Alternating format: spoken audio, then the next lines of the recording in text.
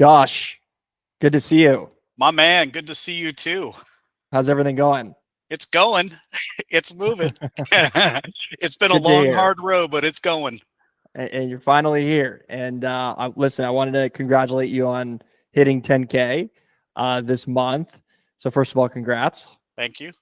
Thank you. And I wanted to spend some time with you. And I think your story would be good for everyone to hear in terms of just your journey to this point and how everything went. And I would maybe first want to start with winding the clock back to before you got into this and walk us through what was going through Josh's mind in terms of getting into a business, getting into a cleaning business, and what made you feel like this was like the right fit for you. Sure. So, real quick, look, I had spent my whole career in operations. So I have 20 plus years of operational experience. I just came out of private equity. So I took my profits and walked away and decided that, you know what, I need to buy back my time.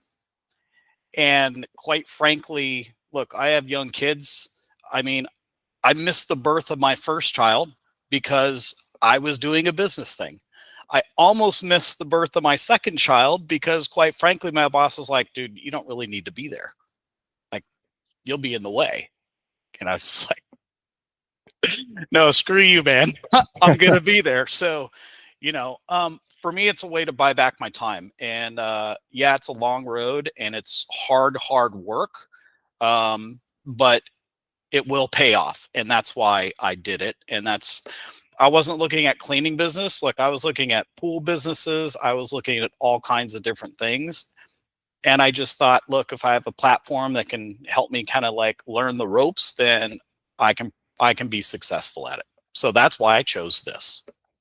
Okay, cool. And listen, I think a lot of people would resonate with just hearing that, especially with like culture of where they're working at currently. So I personally definitely resonate with that too. I think that was kind of even for me. Like I worked in private equity, commercial real estate. And it was like that was the type of person you're running into more times than not. Yeah. And honestly, look, you can make 250, 300K a year doing that, but you miss your entire life. That's all there is to it. Heard that. Cool. So I would like to know from you, Josh, now that you're here, what for you was there a specific breakthrough moment when you felt like the business was okay, I'm really starting to pick up steam here. What did you feel like was like maybe the one or two things that really turned the corner for you? So number one is making sure that I had the right cleaners.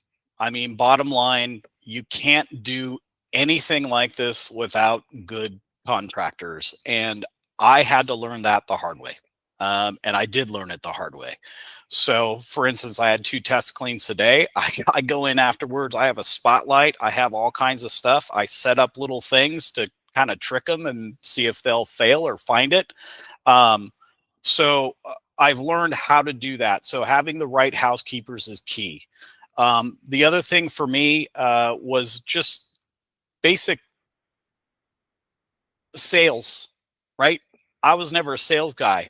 I would always have to pitch to my employees. At one time I had over 1,000 employees I had to pitch to, right? I had to sell them, but selling them on a proposition is basically telling them the why, right? But what you're not necessarily doing in that situation is listening to the employees and repeating back what they're saying and saying, here is how I can help you. Um, Although I did do that in business and in operations and continuous improvement and all that, but really learning how to sell over the phone is something that I had to become better at. And so those are two things that really kind of helped me. And I've done a lot of things on the way to learn how to do that better and better and better. Cool. Awesome. And I think that is a result of all of that where you're sitting right now and what you're set up for in the future. And I'm curious for you now, we are, a couple more months here in the year, but how do you view the business now? How do you view the business in 2026 for yourself? And then I know you even mentioned, hey, there were some other businesses that kind of fell in that or fell under the home services umbrella. Are you looking at any of those things? How do you view that kind of holistically? You kind of come from a more private equity background. Can you just walk me through how you're thinking about things on a future basis? Yeah. So I would like to offer a single customer a complete package. I'll clean your house. I'll clean your gutters. I'll clean your solar panels. I'll clean your pool. Here's a package price for that. You can pay, I don't know how to package it yet or market it, but eventually I want to get to that point in maybe late 26, 27, but I want to get the home cleaning done first. And then I think next step is pools, because quite frankly, look, most pool people, they come in, they do 2 drops of stuff, go, yeah, it's good. They skim around, they brush it like, for 2 minutes and they're out the door. Like that to me is complete crap. Like that is not the kind of service I want. So I take care of my own pool, right? I'm not going to pay $180 a month for that. So there's an opportunity in the marketplace for that. So that's kind of what I'm looking at next, but this is first. We kill this first, we move on to that. I love it. And I'm curious from your perspective now that you've been kind of running this, do you feel like, okay, cool, if I go and do the pool cleaning, I actually kind of know how this is already going to go? Or do you feel like if I do pool cleaning, it's kind of like relearning everything all over again? How do you feel as you view that as like a future pacing thing? Yeah. So basically, if I were to look at that, I would say most of what I learned here is applicable, right? It's the same kind of business model, I would say.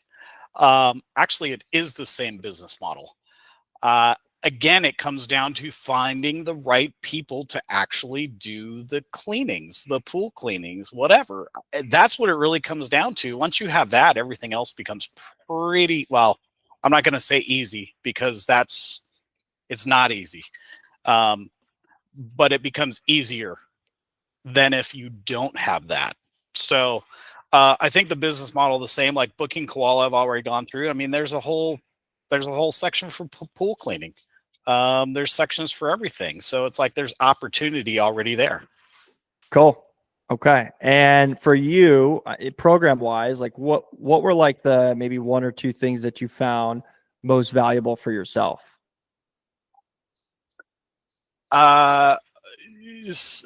Define program wise for me real quick.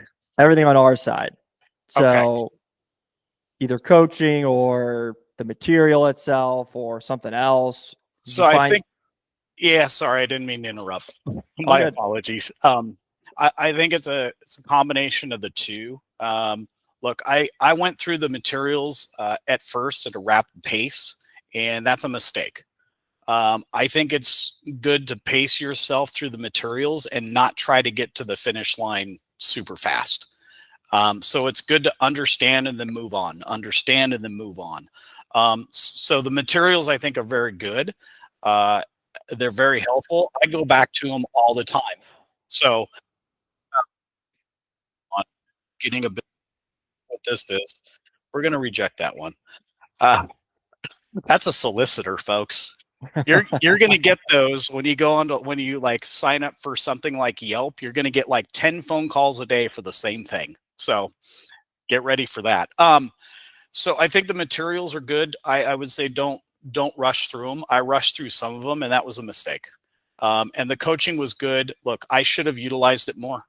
That's a failure on my part. I am fully aware of that, and I probably would have been able to move faster had I used it more.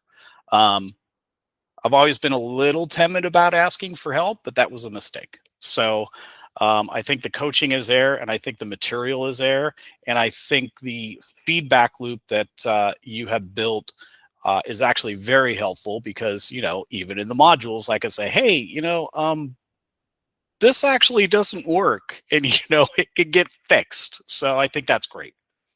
Awesome. I appreciate the candor there.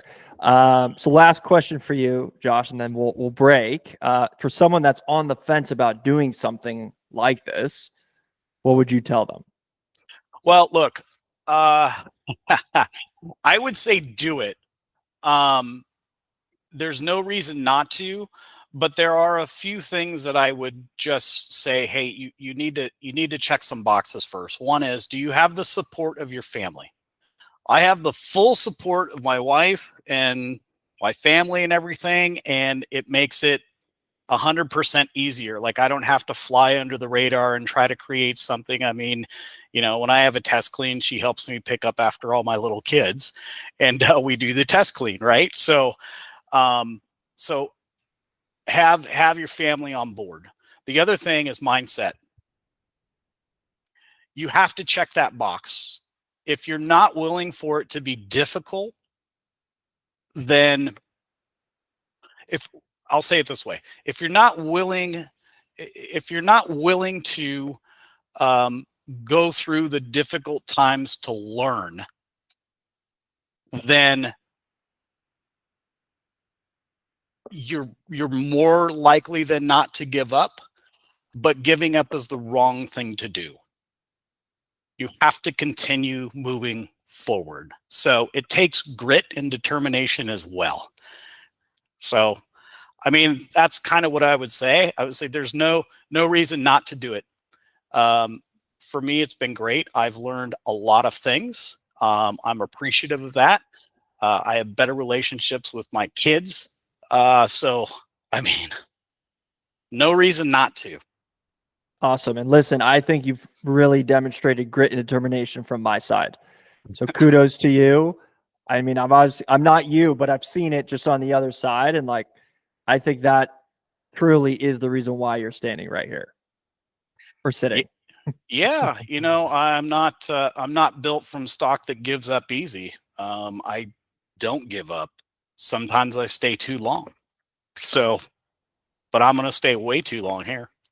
I love it. Well, Josh, congratulations again. And I appreciate you hopping on, and obviously all the success to come. I'm looking forward for all those updates as well. Yeah. Thank you, sir. Appreciate it. Hey, Josh. Cheers.